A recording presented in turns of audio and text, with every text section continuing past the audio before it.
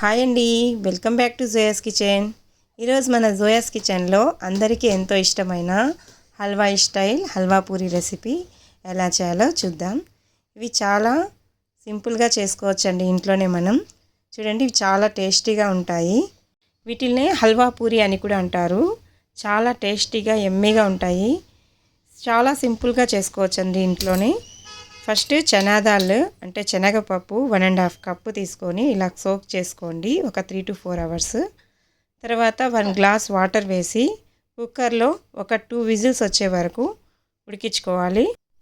బాగా 2 విజిల్స్ వచ్చిన తర్వాత ఉడికిపోయిన తర్వాత మనం తీసి పక్కన పెట్టుకోవాలండి. బాగా చల్లారనివ్వాలి. చల్లారిన తర్వాతే మిక్సీ పట్టాలి. మంచి పేస్ట్ లాగా చేసుకోండి ఇలా వీడియోలో చూపిస్తున్నట్టుగా. ఇప్పుడు ఒక ప్యాన్లో 3 టేబుల్ స్పూన్స్ ఘీ వేయండి. నెయ్యి వేస్తే బాగుంటుందండి. ఆయిల్ కూడా వేసుకోవచ్చు. నేనైతే ఘీ యాడ్ చేశాను. దాంట్లో కొద్దిగా క్యాషూ నట్స్ వేసి ఫ్రై చేసుకొని మనం గ్రైండ్ చేసుకున్న చనాదాల్ మిక్సర్ మాన్ని వేసి ఒక 10 మినిట్స్ ఉడికించుకోవాలండి. తర్వాత ఇందులో షుగర్ యాడ్ చేస్తున్నాను. చూడండి, షుగర్ 2 కప్స్ వేసానండి నేను. 1.5 కప్పు చనాదాలకి 2 కప్స్ ఆఫ్ షుగర్ వేసాను. మీరు టేస్ట్ చెక్ చేయండి.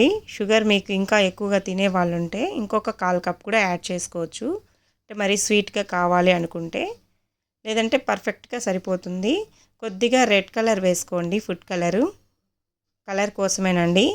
సో ఇలా మనం కలుపుతూ ఉండలు లేకుండా మంచిగా దగ్గరగా వచ్చే వరకు హల్వాని ఇలా కుక్ చేసుకోవాలండి మీడియం ఫ్లేమ్లో.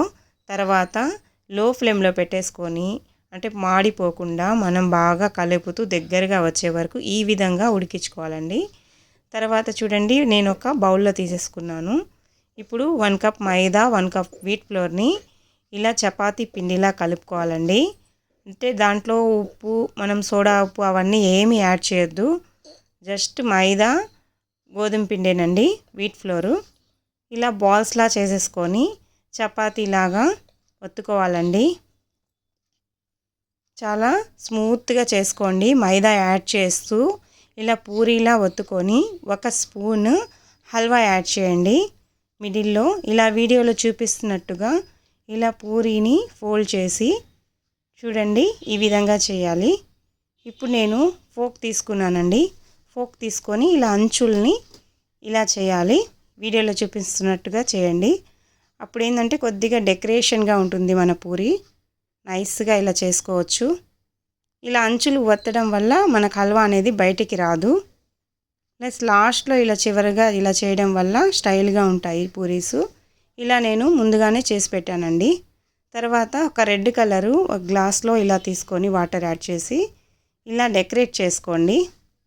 ముస్లిమ్స్ అందరూ హల్వా పూరీసు ఇలానే చేస్తారండి. చాలామందికి తెలుసు, అంటే మరీ కొంతమందికి తెలియని వాళ్ళ కోసం నేను వీడియో చేస్తున్నాను. న్యూ బిగినర్స్కి చాలా సింపుల్గా మీరు చేసుకోవచ్చని ఇంట్లోనే నేను వీడియో చేస్తున్నానండి. నా వీడియో మీకు నచ్చితే ప్లీజ్ ఒక లైక్ చేయండి.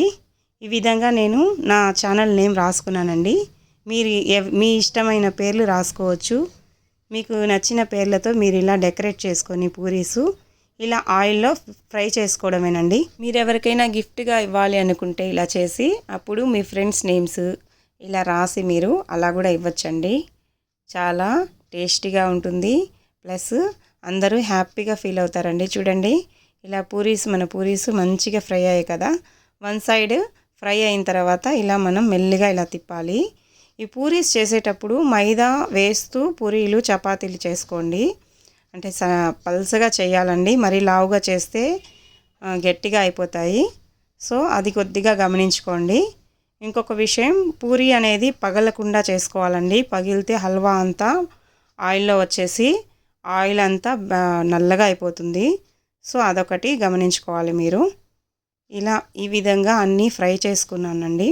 చూడండి, మా ఛానల్ నేము జోయాస్ కిచెన్ అనేది నేను ఇలా రాసుకొని ఇలా ఫ్రై చేసుకున్నాను. చూడండి, చాలా సింపుల్గా ఇలా హల్వా స్టైల్లో హల్వా పూరి రెసిపీస్ ఈజీగా చేసుకోవచ్చు. మీకు వీడియో నచ్చితే ప్లీజ్ ఒక లైక్ చేయండి. మీ ఫ్రెండ్స్ అండ్ ఫ్యామిలీస్కి షేర్ చేయండి.